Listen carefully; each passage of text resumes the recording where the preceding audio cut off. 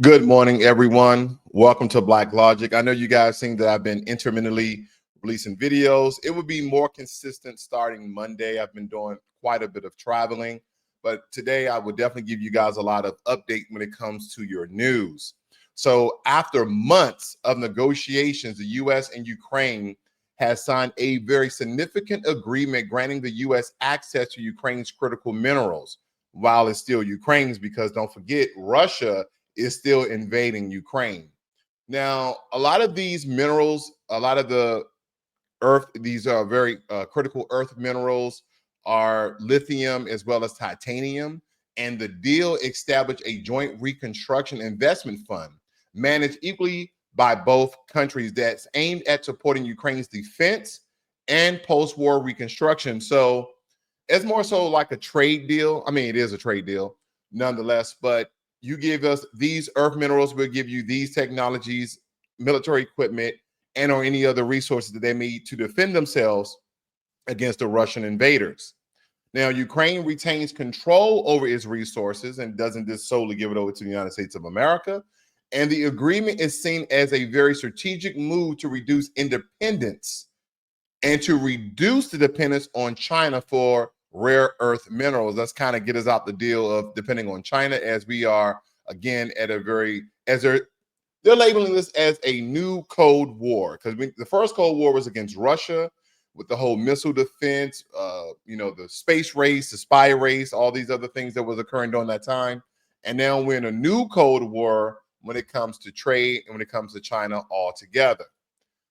I know nobody wants to hear from Kamala Harris, but nonetheless, in her first major speech, okay, since the election, VP Kamala Harris criticized former President Trump and current President Trump, right? Because this is the things that the Democrats seem to do. And again, me not being a Democrat nor Republican, but just having a conservative mindset tells me if I'm in a losing position or I have lost my position, then I probably need to take a different stance. That doesn't mean that you have to totally align yourself with President Trump. But here's the thing about the Democrats and the way they're going about this, absolutely wrong. There's some things that the Democrats need to align themselves with President Trump as we are getting closer and closer to a lot of the voting blocks coming to fruition of the midterms, meaning that they're going to start doing promotion and marketing and advertisement and commercials and infomercials, trying to get Democrats some house, some seats in the House, Senate, something. All right. They have no control right now. They have no power. The Republican Party is in charge of the presidency, the Senate, and the House. They have the majority of all of these things. And the only way that they can gain some foothold, in my opinion, is to align themselves with things they do agree with that the Trump administration is doing. That's the only way that you're going to win the American people. Because again, even though they're stating that President Trump's approval rating has dropped lower than any other U.S. president in the last 80 years, that still does not mean that there's a lot of people who are in support of Trump and the things that he said that he was going to do, which he is doing. You may not like the way he's doing it, but he's doing it. And I've heard some comments that people think I'm in support of President Trump. I'm in support of this. My thing is I'm in support of America.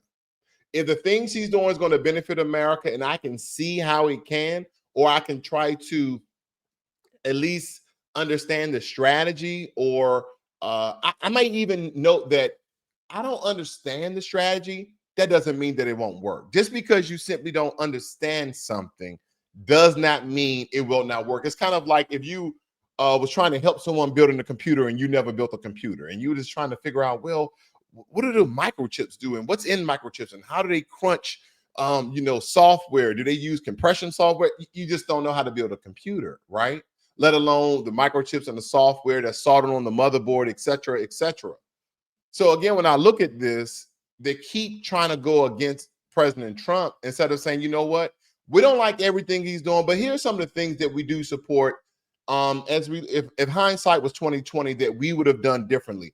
Here's the thing: people want to see and understand that you've made mistakes and that some of the things that you would do differently I guarantee that the American people, or a good portion of them, will come back to the Democratic Party, or they will come center and just like, okay, well, I like some of the things that conservatives doing, I like some of the things that the liberals are doing. I don't like everything, but you at least have people to move a position instead of just going staunch right. But I don't see that. I don't see that. The way they're going about things is just absolutely, in my opinion, idiotic.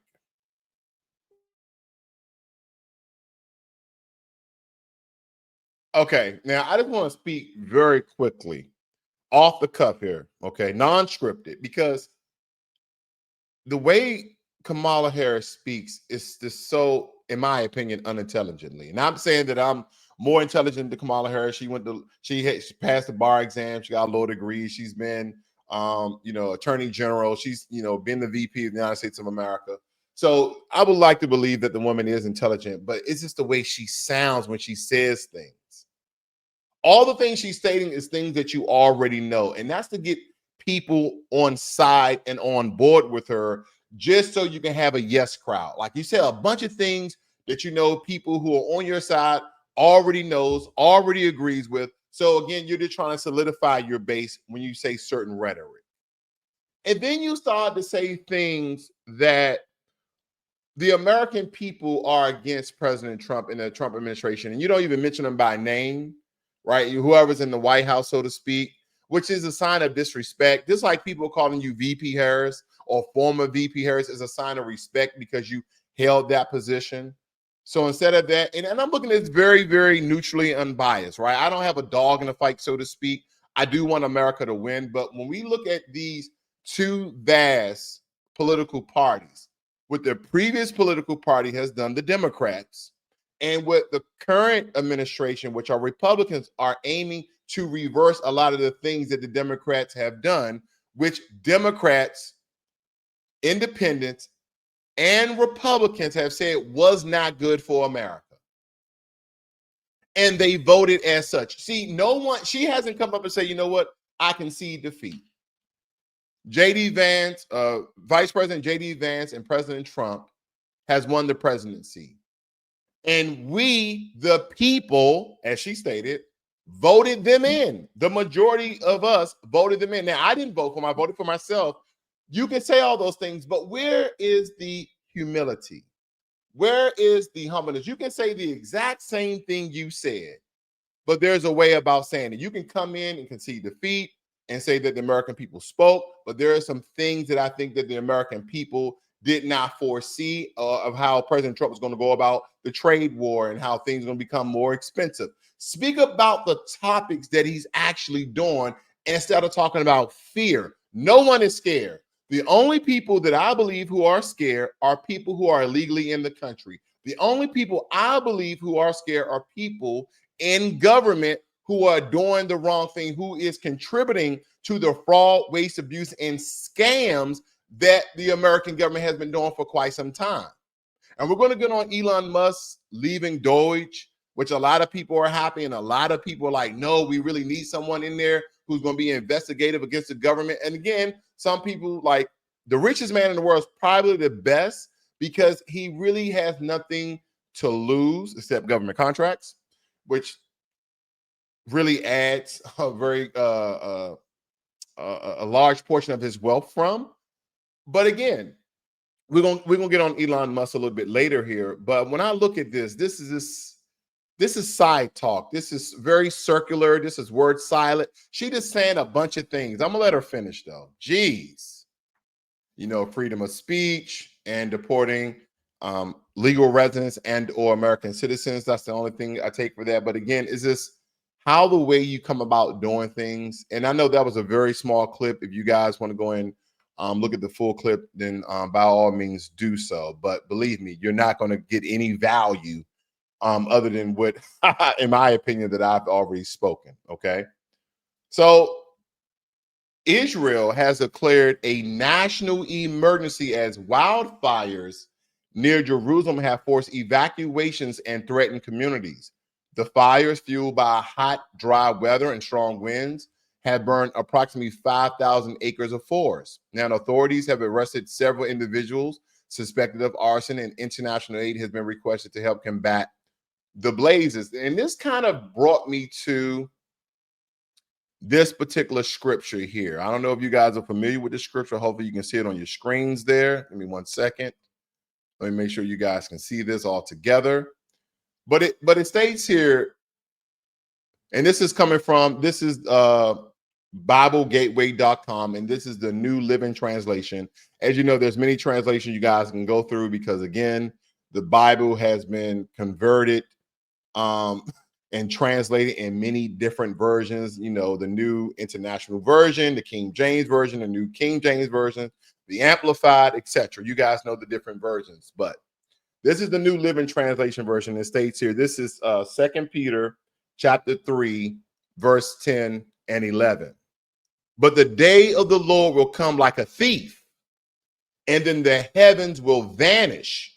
The heavens will vanish with a mighty and thunderous roar, and the material, the elements, will be destroyed with intense heat, and the earth and the works that are on it will be burned up. So again, God had made a promise that the earth will not be destroyed by flood anymore. It will be destroyed by fire. And that is why the heat will destroy the intense elements, and everything else will essentially be burned up. Verse 11, since all things are to be destroyed in this way, what kind of people ought you to be in the meantime? What type of person should you be in the meantime? And it made me think about the wildfires, not stating that this is God trying to destroy Israel or nothing like that, but the wildfires kind of made me think of this verse right here. Right? Because what type of people will you be in the meantime? Will you be the type of people reportedly and allegedly that killed over 40,000 people in the search of terrorists inside of Gaza, inside of Palestine? I'm just asking questions because I don't know, but let me read on. You ought to be in the meantime in holy behavior, that is, in a pattern of daily life that sets you apart as a believer, and in godliness, displaying profound reverence toward our awesome God, while you earnestly look for and await the coming of the day of God. For in this day, the heavens, plural, the heavens will be destroyed by burning, and the material elements will melt with intense heat. But in accordance with his promise, we expectantly await new heavens and a new earth, in which righteousness dwells. So basically, what I'm getting from that, and you guys can ask your pastors or your clergymen, whoever, to interpret that, is that the heavens and the earth will be destroyed by fire, and that as we're waiting on God, God will create a new heaven or new heavens and create a new earth. But I got all of that from watching this one picture right here. That's what I got in reading the story. So take that as you may, take that as you will, but that is what I got from that. Recent research contradicts Health and Human Services Secretary Robert F. Kennedy claims that environmental toxins are causing a rise in severe autism cases. Experts argue that the increase in autism diagnosis is due to better screening and awareness, not environmental factors. Advocates have also expressed concerns over proposed cuts to disability service. Have you noticed that no one was reporting this prior to his appointment? They're stating that a lot of the things that Robert F. Kennedy was stating was incorrect or was inaccurate, or we have opposing data or surveys or information that contradicts what he's stating. No one has said that. No one has said that. But all of a sudden, they want to now say that the things that Robert F. Kennedy is stating are untrue, or there's some contradictory statements that he's made. Why didn't you say that before he was appointed? Because you can't hurt him now. I mean, the best thing you can ask is Donald Trump relieve him or he steps down, but that probably won't happen. He's in the position of a lifetime. He's in a position that he's always aimed to be in. This is something that you really position yourself through self-actualization, right? The law of attraction. You want these things in your life so you can make great change. Because a lot of doctors have come out in support of Robert F. Kennedy. But all of a sudden, we had these opposing reports and data and statistics that contradicts what he stated. Yeah, I'm gonna call a slight of BS as more information arises. I'm gonna count just a little bit of BS on that. Now, despite controversies, many Trump voters remain, as I was saying before, supportive of the former president. Because in interviews, supporters describe Trump as a man of action. Because ever since he's been in office, that is the only thing he's been giving the American people is action. Some people like the action, some people like too much action. Some people like his decision, some people hate his decision. But that is what you get when it comes to politics. And a lot of them have expressed appreciation for his efforts to bring change, even if some actions are seen as extreme, especially when it comes to the trade war. And this continued support highlights the deep divisions in American politics.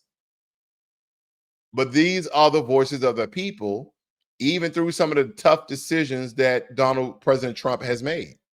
So again, whether you like it, you love it, or you hate it, he's the president for the next 4 years. And hopefully the decisions that he makes, if you disagree with them today and you see 2-3 years from now that they benefited America and they benefit you and your family and your loved ones, would you then change the way you feel? Would you then change what you say? Would you then change your behavior or energy towards the president? Not that you will like him even more, but you're like, you know what? The whole trade and the tariff increase on all these countries because they've been giving us an unfair deal. At first, I was totally against it because it was rising prices and products and services.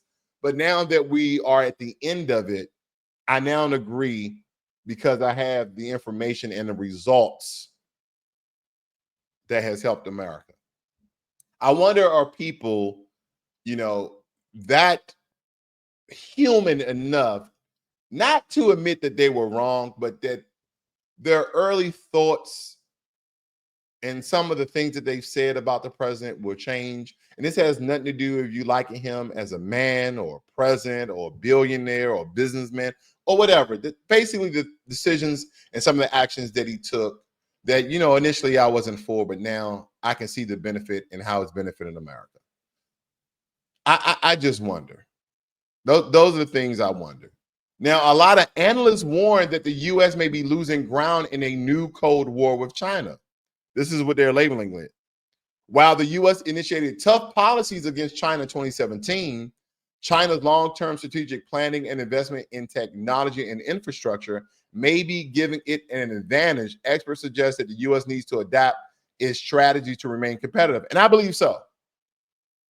I won't go through all the things that China has been doing to put themselves as the world's second, superpower when it comes to their GDP and their economy, and that we should be learning from other countries. I think, China is such a hyperbolic, hyper-inflammatory country that Americans just want to disassociate ourselves. We don't have. But again, you can learn from your allies. You can learn from your enemies. You can learn from anybody. And you shouldn't just shun away from intelligent decisions, intelligent policymaking, or inventions or innovation. We should be learning from the world itself. Now, I just want to read some of this article here because it states that Beijing understands the stakes. For decades, it's been working to overtake the U.S. as Asia's leading power. Its long-term goal, Chinese leader Xi Jinping has stated, is to make a future where we will win the initiative and have the dominant position. Since 2017, two different U.S. presidents, Donald Trump and Joe Biden, have identified China as America's foremost rival.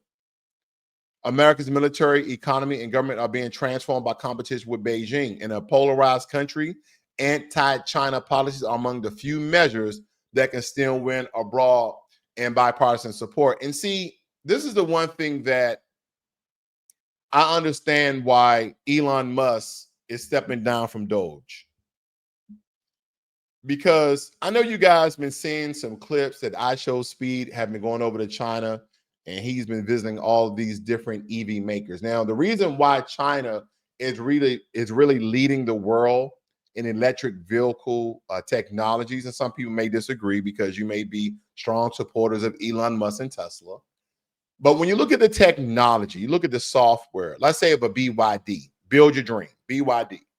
You have BYD, you have Xpeng, you have NIO, you have all these electric car companies over in China, and they're just pushing the innovation to a whole new level where they have cars jumping, cars rocking, electric vehicles that can tread water and go through lakes and rivers, all types of things. They have electric vehicles that can fly over there. Why are they pushing electric vehicles so much in China?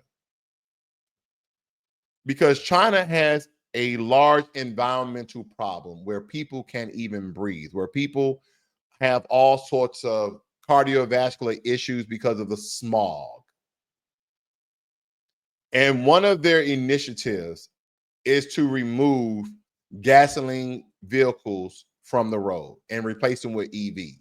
Now, and again, because we all understand, if you did any research when it comes to electric vehicles, that electric vehicles do increase the carbon footprint, but may decrease the harmful gases that arise in the air. But again, they have to change their manufacturing when it comes to a lot of these batteries that they're making that increases the carbon footprint, and how to the waste that they receive from that, how to neutralize that when it goes into the environment.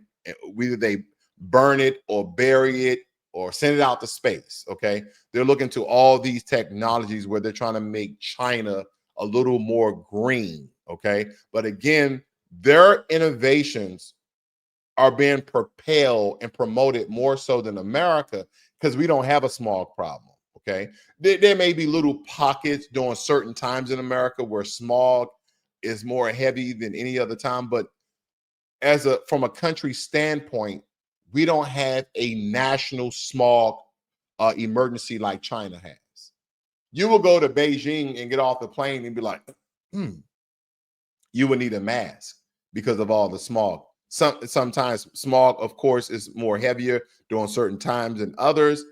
But again, this is one of the initiatives that China has been making. So I understand what they're trying to do. But nonetheless, if you were to ask me this based upon the technology, we're not talking about the craftsmanship or the workmanship, or they're using lead beams or steel beams to build the framing of the car. The sheer software technology, in my opinion, is better than any of the US. And I'm talking about your Rivians, your Lucids, and your Teslas. I believe that the Chinese software, which could have been ripped, okay, they could have stole a lot of our technology and just re-engineered it and made it better. But nonetheless, it looks like they're leading the EV race. And here's another question. You guys have all these products in your house: couches, chairs, plates, you name it. You guys have all these different products in your house that's made in China.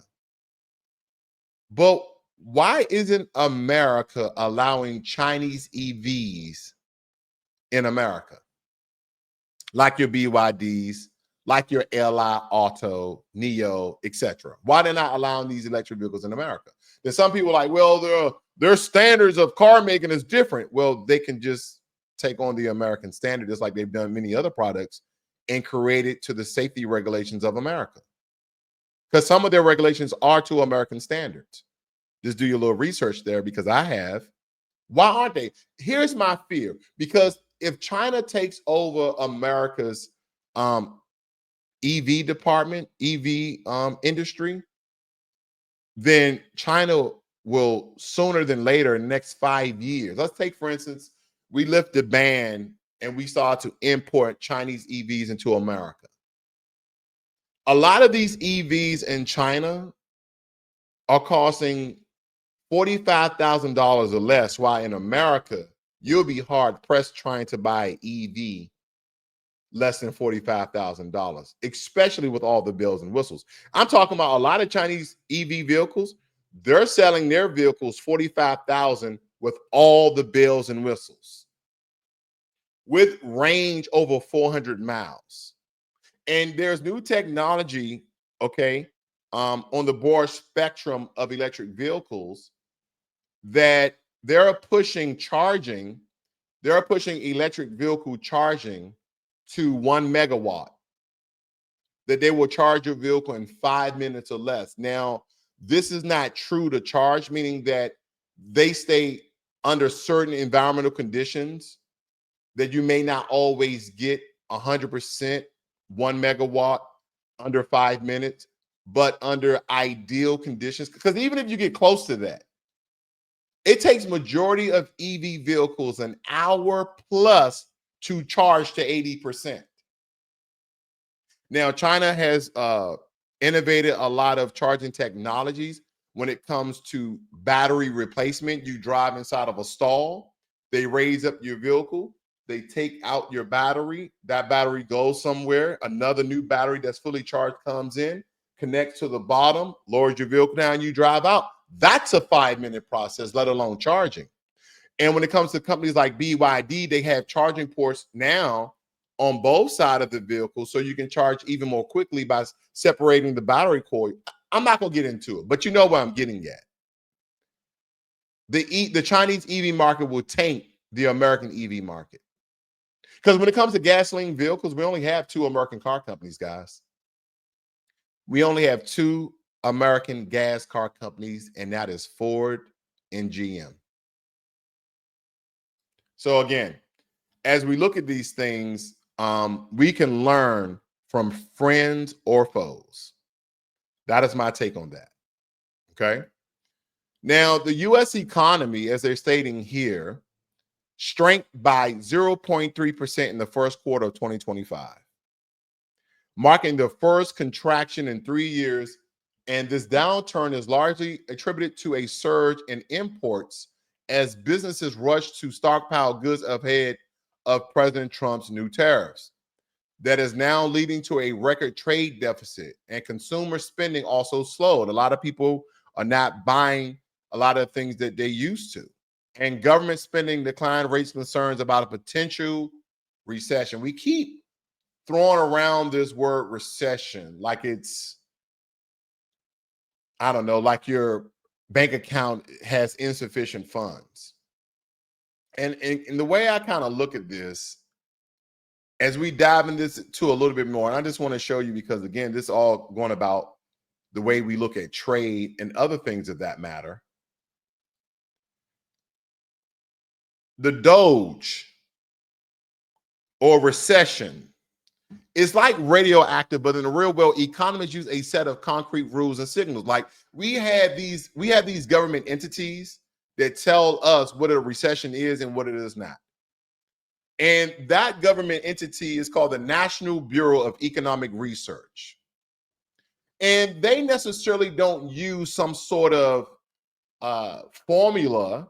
Instead, the NBER, as we call them, the NBER, the National Bureau of Economic Research, it declares that a recession after the fact is based on a very significant decline in economic activity that is spread across the economy and lasts more than a few months. And some of their indicators are like the GDP, the income, employment, industrial production, and wholesale retail sales, which again, these tariffs are really tearing that all to pieces.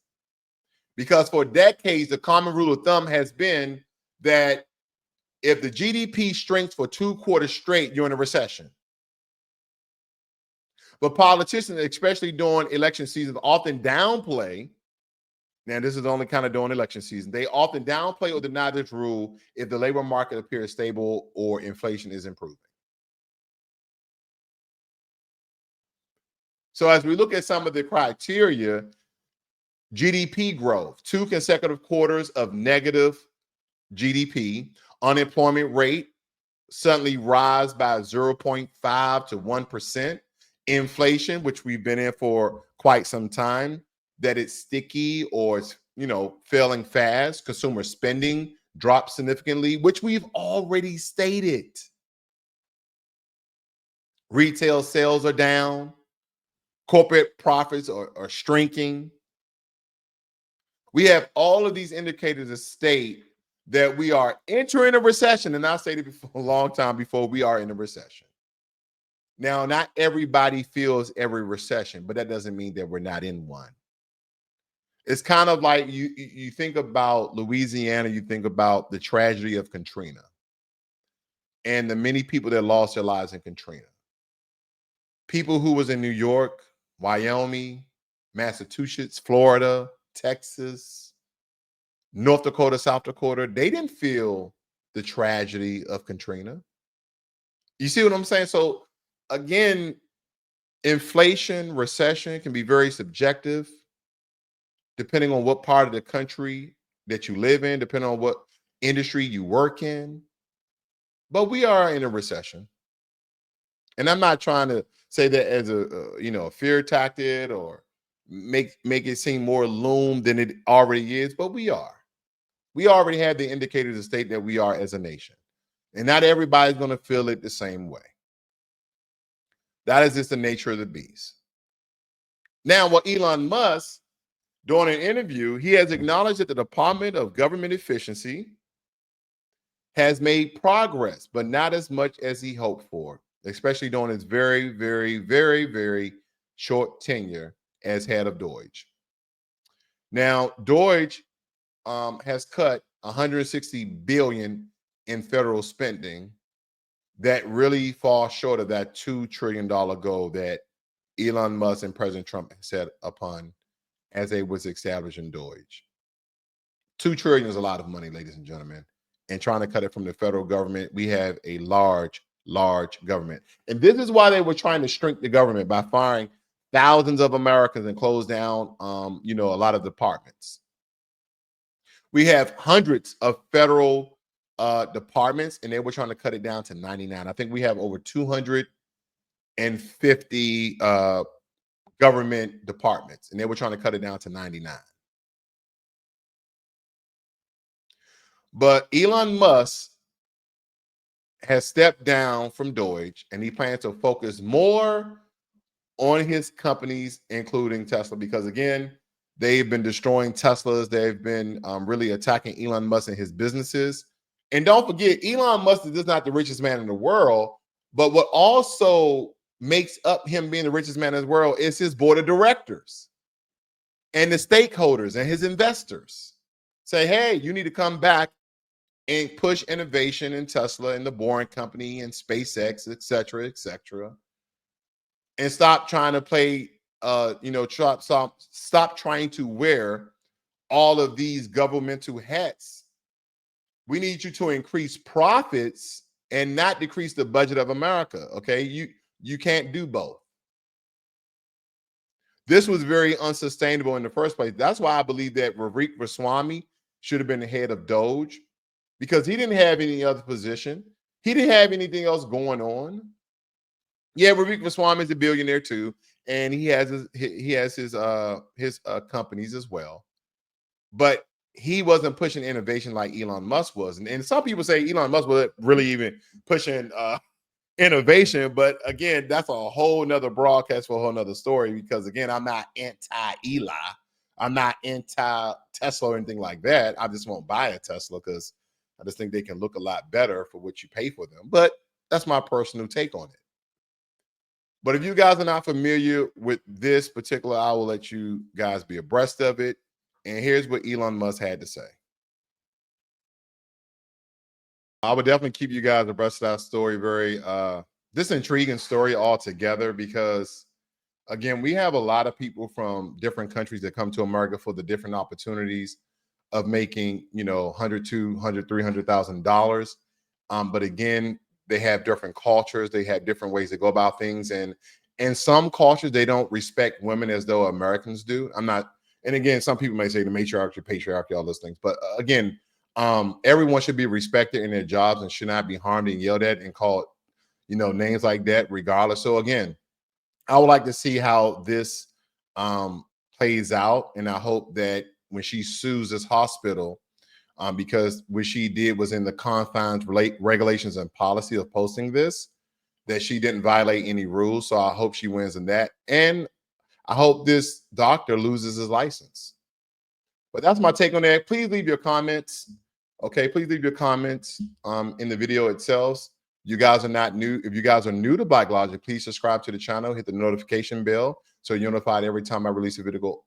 Release a video or go live. You guys have a great and wonderful day. I see you guys on the next one. This is Blacklogic.